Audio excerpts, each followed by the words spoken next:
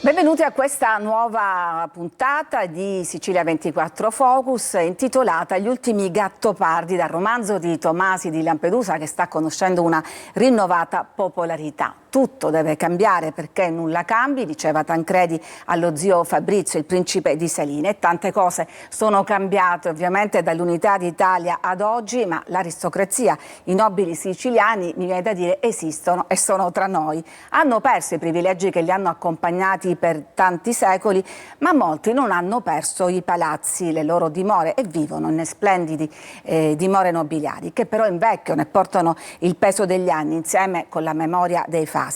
Prende spunto dall'appello della principessa Carin di Valguarnera con il marito proprietaria di Palazzo Gangi di Palermo, questa puntata, proprio il palazzo dove fu girata la famosa scena del ballo del Gattopardi. Allora vediamo insieme quella mitica scena e poi vi presento ed ecco, era il salone giallo di Palazzo Gangi di Valguarnera. Allora noi ci colleghiamo con la contessa Gaetana Bartolo Gravina di Caltagirone, proprietaria di uno dei più bei palazzi di Sicilia. Contessa, benvenuta. Grazie. Benvenuta, il palazzo dei Crescimanno di Alba Fiorita a Caltagirone, e poi qui in studio con me c'è Sergio D'Arrigo, rampollo anche di lui, di famiglia nobile, ingegnere, cultore del cinema e molto altro, lo vedremo più avanti. Benvenuto. Grazie per l'invito. Ma voglio andare subito dalla contessa, che si è collegata appunto da Palazzo dei Crescimanno di Alba Fiorita, uno dei più bei palazzi di Sicilia, non lo dico io, l'ha detto il critico d'arte Sgarbi. Fra l'altro mi voglio ricollegare alla clip che abbiamo visto, contessa. Quella scena si sarebbe dovuta svolgere proprio nel suo palazzo, perché Luchino Visconti aveva scelto come prima opzione il suo salone, ma la famiglia, la nonna di suo marito non era d'accordo. È andata così? Sì, è stato proprio così. E allora è stato girato a Palazzo Gangi e mi fa piacere per loro. Ma perché Io ho avete mandato anche rifiutato quell'offerta, quella proposta? perché la duchessa esattamente non lo so, ma la duchessa ho sentito dire, la nonna Michele non voleva che entrassero estranei qua a casa, non lo voleva profanato. E lei ha la foto di dove doveva essere girato, nel salone dove doveva essere girato questo. Allora, questa è un'indicazione per la regia, che può già proporre le foto del palazzo che ci ha girato la contessa. Questo salone, fra l'altro, contessa, ha un pavimento di ceramica meraviglioso. Non è, no, ascolti, di sotto è ceramica. Il tappeto fu dono della Marchesa Retto, la proprietaria del castello di Donna Fugata. Ecco, lo stiamo vedendo in questo momento, quindi buon tappeto. Questo tappeto meraviglioso che ricopre la ceramica perché è delicata. La ceramica di allora si sfaldava facilmente, allora era tutto sfaldato, coperto con tappeti e con moquette, tutto il palazzo. Allora, lei, voi, la sua famiglia, ovviamente la nonna del suo marito, non avete voluto estranei in casa, come appunto le maestranze e gli attori del film Il Gattopardo, ma avete ospitato regnanti e artisti. Sì, certo, qui è stato ospite, ma ancora prima che la duchessa vivesse nel palazzo, Ferdinando II e tutti i notabili che venivano a Caltagirone in Sicilia venivano ospitati in questo palazzo. Il letto io l'ho donato al museo di Villa Patti, in memoria di mio marito. Ferdinando II, proprio il letto dove dormì il re. Qua stiamo vedendo il suo palazzo, l'esterno, la facciata imponente. L'esterno della facciata, sì. Del suo palazzo. E gira poi tutti intorno.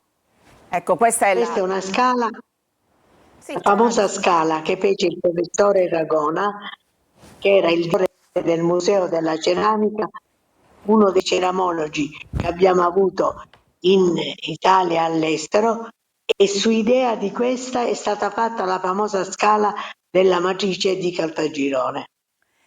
Contessa, so poi che avete anche, ecco qua, lo stiamo vedendo, un pianoforte addirittura appartenuto al famoso compositore Liszt. Questo pianoforte, così, è un pianoforte, un Bechstein originale, preso da Liszt e dove il duca Crescimanno componeva e scrisse delle opere che furono date al Covent Garden a Londra, alla Fenice a Venezia, allora mai pubblicate perché i nobili non dovevano saper scrivere e firmare.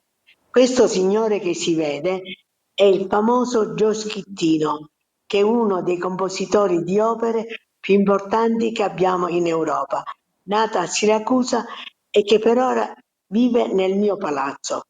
Ecco, perché mentre la principessa Carin chiede, dice che ci sono i mecenati, lei invece lo è mecenate perché appunto ospita questo famoso musicista.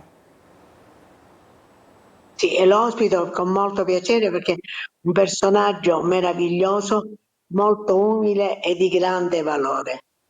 Ecco, il suo è un palazzo, dicevamo, bellissimo, enorme. Prima di collegarci ci siamo sentite e mi diceva non so neanche quanto è grande, è una cosa molto aristocratica questa da dire. Ma come si fa a mantenere un palazzo di questo tipo oggi?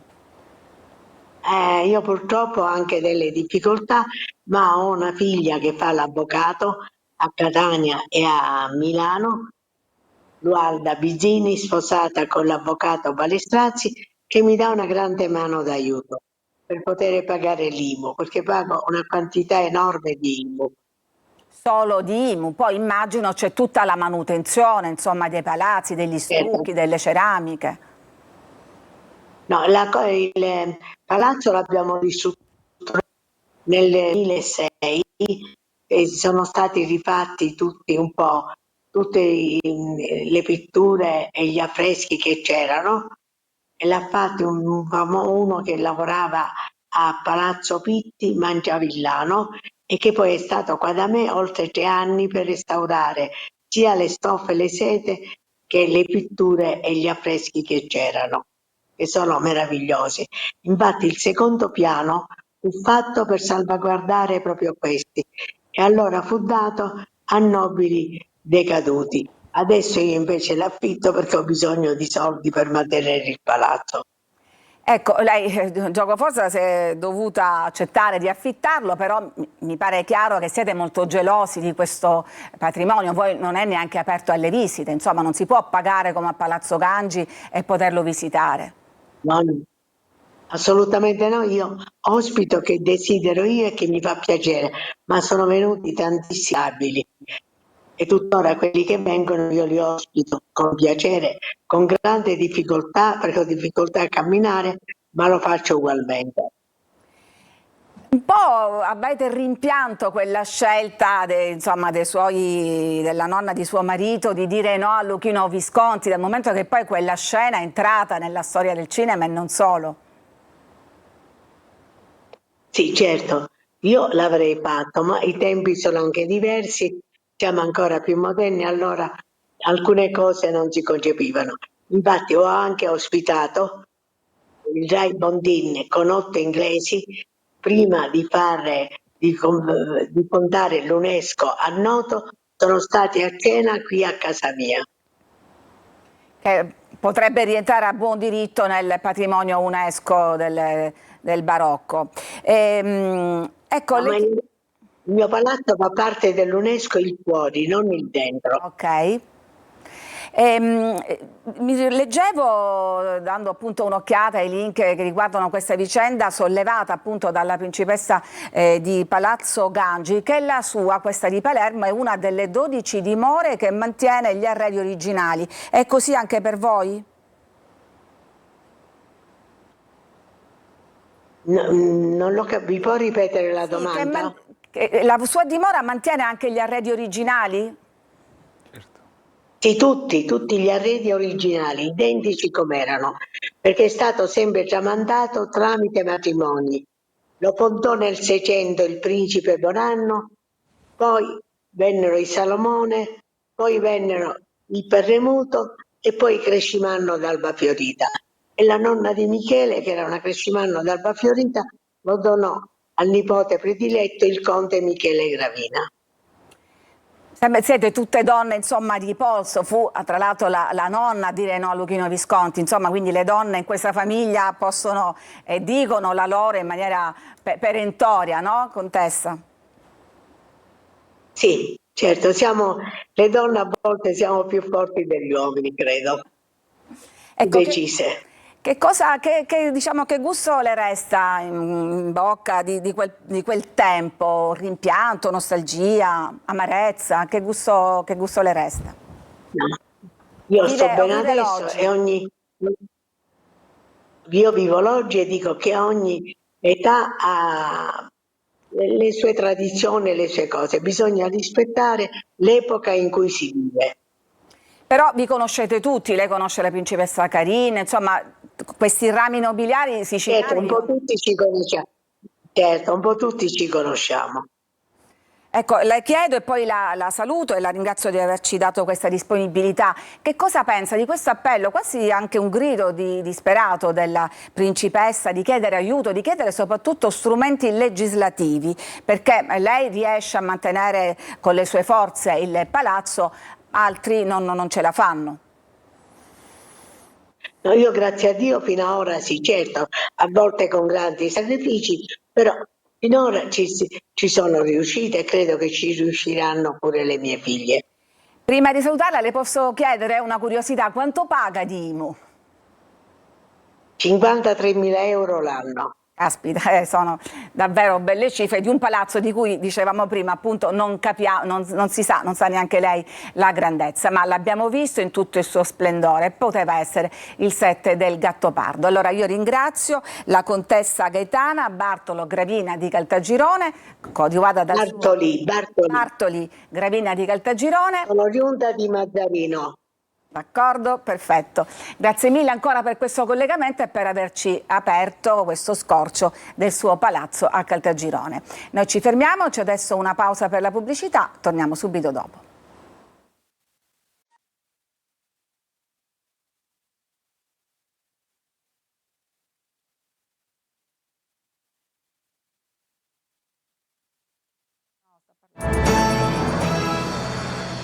Ed eccoci di nuovo in studio, continuiamo questa puntata con l'ospite che invece mi è raggiunto qua, Sergio D'Arrigo, rampollo, anche lui di nobile famiglia, con tanta passione per il cinema e di professione ingegnere. Tra l'altro tu hai avuto questo privilegio di poter rivivere quelle atmosfere del passato perché hai prestato, non dico il volto, ma le movenze, la figura a Kim Rossi Stewart, che è stato il protagonista del nuovo riadattamento cinematografico del Gattopardo. Vediamo anche una clip di questo nuovo riadattamento e poi continuiamo a chiacchierare.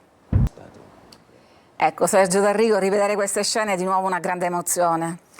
È un'emozione molto forte, tra l'altro in questo momento siamo nel mese di maggio e proprio in questi giorni, 2 anni fa, cominciavano le riprese del Gattopardo. Io insomma, un po' ho passato una vita nel mito del Gattopardo e devo dire essere passati dalla lettura a rivivere esattamente il testo e devo dire sono state fortissime emozioni. Tra l'altro abbiamo avuto la possibilità appunto di girare un po' tutta la Sicilia perché le riprese sono cominciate nel palermitano, in realtà a Macari, quindi poi siamo arrivati a Palermo, poi abbiamo girato a Siracusa, a Catania. Tra l'altro tu hai partecipato a queste selezioni quasi per scherzo, per gioco. Ma questa è una cosa simpatica, io non so se l'ho mai raccontata questa vicenda, forse è la prima volta che la racconto in televisione.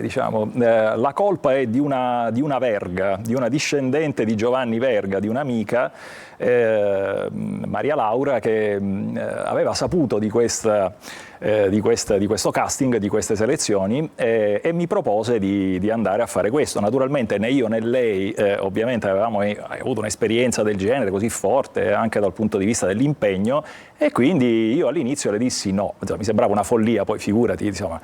Poi però vedendo un po' come andavano avanti le notizie, tantissime persone erano lì a cercare di fare questo, la presi un po' come una sfida. Quindi pochi giorni prima le dissi, ma sai cosa facciamo? Andiamo lì, però per favore tu non dire che ti chiami, che quel cognome è bello pesante, eccetera, eccetera, presentiamoci come nessuno, così vediamo se nella vita, insomma, riusciamo a fare qualcosa, perché lo meritiamo, no? In qualche modo. E fu una sfida dura, perché mi ricordo che quando arrivammo il casting fu fatto a Siracusa, il caldo era c'era moltissimo caldo, tantissime persone che naturalmente desideravano partecipare.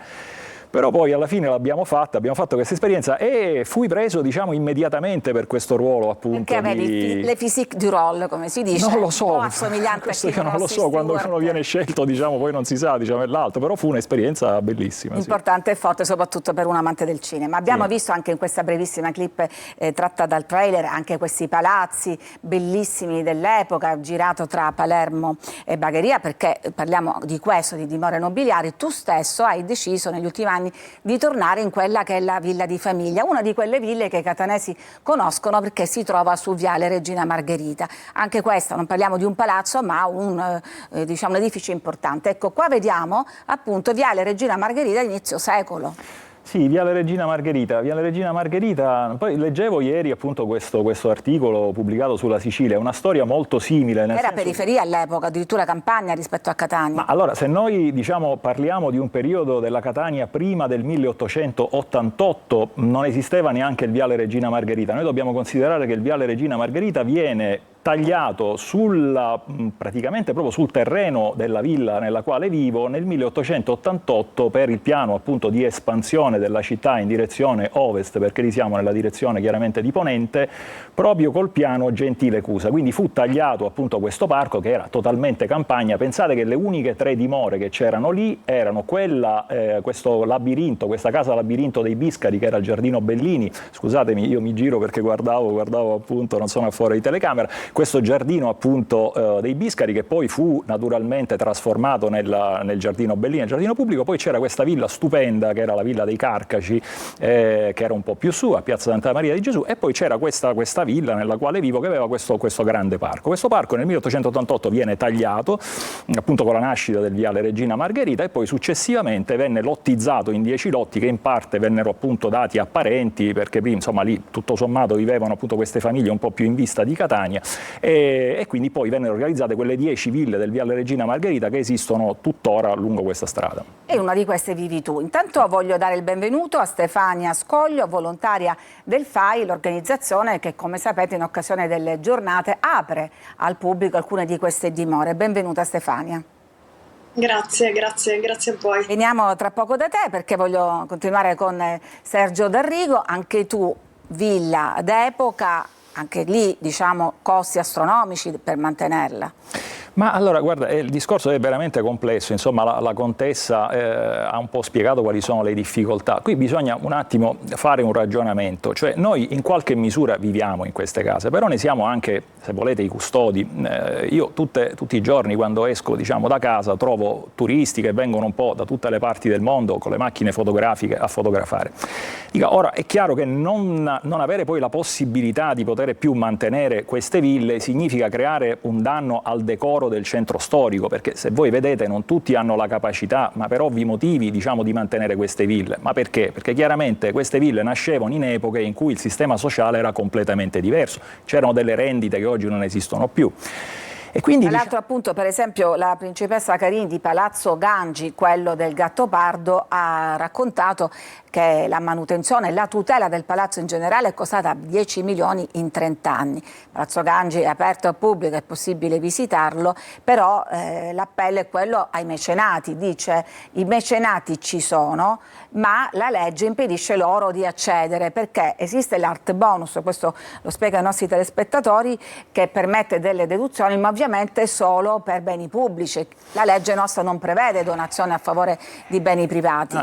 Io su questo sono parzialmente d'accordo, nel senso che ci sono 3 macro ipotesi. L'ipotesi che la famiglia continui a mantenere la proprietà, e questo significa mantenerne anche la conservazione della memoria storica. Cioè, noi pensiamo sempre che un edificio, per quanto bello, è un edificio, ma chi lo ha costruito dal punto di vista proprio dell'idea è una famiglia che porta con sé una cultura.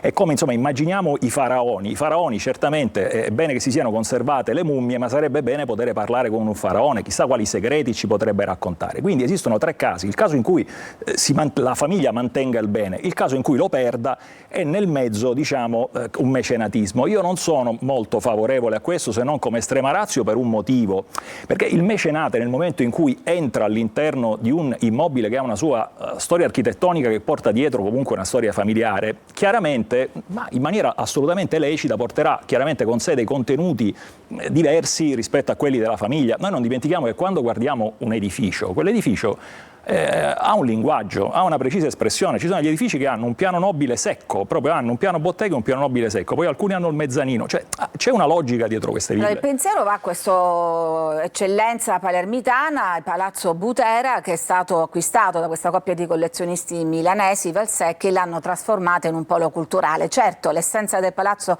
è stata stravolta, adesso ospita delle sale espositive, però il palazzo è aperto e viene fruito. E tu non sei tanto d'accordo su queste parole? No, io dico in senso generale, senza entrare in casi specifici, secondo me prima di arrivare a questo, cioè lo Stato dovrebbe trovare il modo di tentare di tutelare le famiglie che in qualche modo portano con loro una storia, e questo si può fare attraverso diversi sistemi. Ma voi per esempio sareste disponibili ad aprire il palazzo alle visite, al contrario della Contessa che invece era un po' più gelosa? Ma io, guardi, già nei fatti lo facciamo. Io questo sabato, diciamo, con immenso piacere ho aperto, diciamo, un'ala della casa per un set cinematografico, perché noi a Catania abbiamo delle scuole formate da ragazzi che fanno cinema, ovviamente non hanno i capitali per potersi produrre. Ho dato gratuitamente appunto lo spazio per poter girare questo, ma diciamo io spesso ospito registi, attori, persone che chiaramente desiderano naturalmente vedere le location, questo già lo facciamo.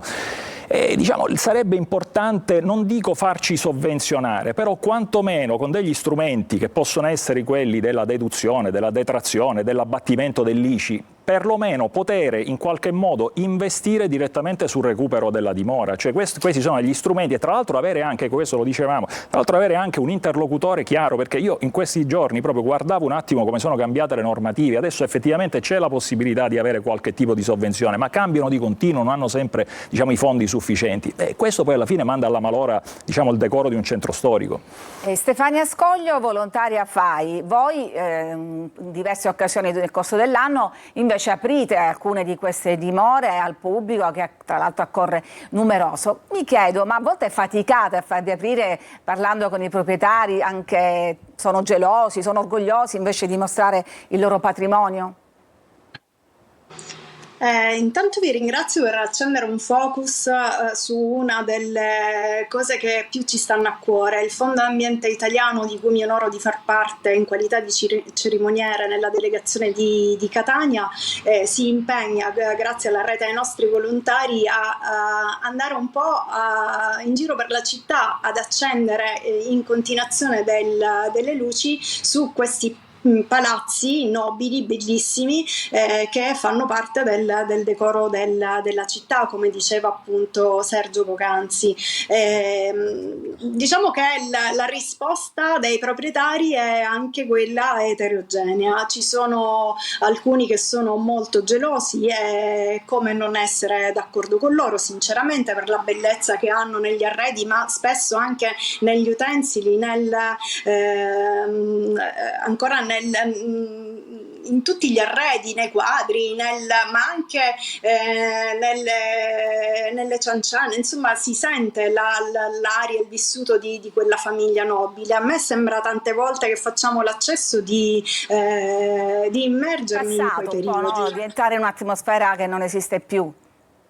Assolutamente, anche quelle tazzine che spesso ci fanno vedere. Di recente, appunto, nelle nostre giornate FAI di primavera, il 22 e il 23 marzo 2025, sinceramente non ho mancato tra i tanti. Non vorrei fare torto a nessuno, perché sono per me tutti magnifici i proprietari di questi palazzi nobiliari che si sono rivolti al FAI, e quindi anche a noi, alla nostra rete. Ma per esempio Villa Gravina, già Villa Pulvirenti a San Gregorio, è stato uno spettacolo infinito, con le pitture, gli arredi, ma appunto queste tazzine, e anche come sono innamorati i proprietari, e come si sono aperti invece ad accogliere la cittadinanza.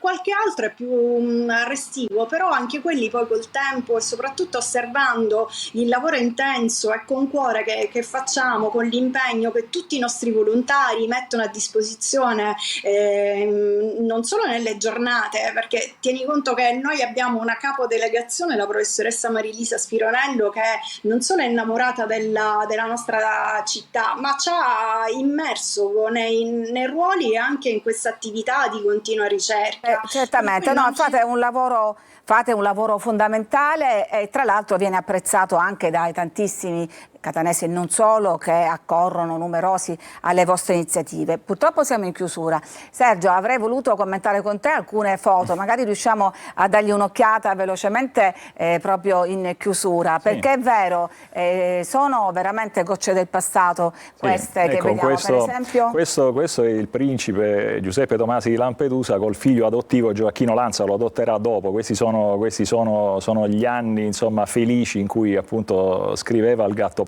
Vediamo se c'è qualche altra foto. Questo è mio padre col principe Giuseppe Tomasi di Lampedusa. Mio padre naturalmente frequentava il principe, anche lì per questioni di parentele familiari, perché ecco, qui siamo proprio a Piazza Santa Maria di Gesù. Questo è l'ultimo podestà di Catania, il giovane marchese Antonino di San Giuliano. Qui siamo nel 1918 e siamo nel parco con la nonna Ispirò i viceré, tra l'altro. Che ispirò il suo nonno ispirò i viceré di De Roberto, e certamente. Poi questa è una foto che ho dato io per la prima volta, come dire, in qualche modo ho divulgato. Qui siamo nel primo film dell'Etna Film, io per questioni familiari sono appunto il custode dell'Etna Film, e qui siamo con tutta l'aristocrazia catanese nel Giardino Bellini per il primo film realizzato dalla Etna Film. Pensate un po' che Luchino Visconti, quando girò il Gattopardo, cambiò la sceneggiatura e diede un nome, quello della principessa di Presicce, in onore proprio a questa esperienza cinematografica catanese, perché il direttore era il suocero di quella che poi lui fece recitare come principessa di Presicce. Allora Sergio, purtroppo il tempo è finito, quest'ultimo scorcio. Siamo sempre a Piazza Santa Maria di Gesù, Villa Carcaci che non esiste più, adesso noi catanesi lo chiamiamo il Palazzo del Bullying. Ecco, vedete la passione che mette e anche la custodia. Voi vi ritenete davvero dei custodi del passato? Ma credo che sia l'ultima cosa sia questa, insomma, una volta cambiata la società, quello che ci rimane sicuramente è questa memoria storica, credo questo amore per la nostra storia siciliana, che è una storia stupenda, meravigliosa, una storia antica, di cui diciamo veramente le radici affondano almeno gli ultimi 1000 anni di storia, sono degli anni senza andare ai tempi dei Romani e dei Greci, ma solo diciamo gli ultimi 1000, dai Normanni in poi, è una storia veramente straordinaria ed è bello poterla ricordare. Noi siamo solo questo, dei custodi.